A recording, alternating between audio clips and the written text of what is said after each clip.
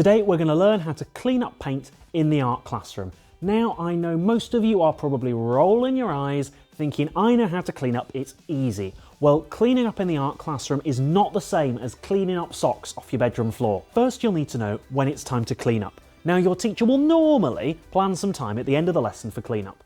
They might let you know with a countdown, or with a bell, or with a different sound altogether. Whatever method they use, when you hear that sound, you should stop what you're doing and start listening for instructions. Here are some things we'll do every time we clean up paint. Most classrooms have a drying rack, just like this one, to put wet work on. Put your work on the lowest shelf so no one knocks your work off when they put theirs away. If your classroom doesn't have a drying rack, then your teacher will tell you where to put your work.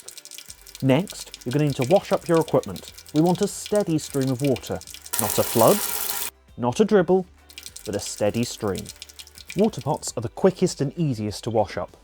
Just tip out the water, rinse the inside under the tap very quickly, and put it away on the draining board by the sink. If your water pot is very dirty, you can use a brush to help loosen any paint at the bottom.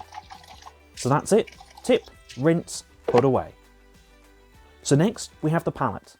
These will come in various shapes and sizes, but it's whatever you've been mixing paint on. Simply put it under the tap and wipe off the paint with either a brush, a sponge, or even your fingers.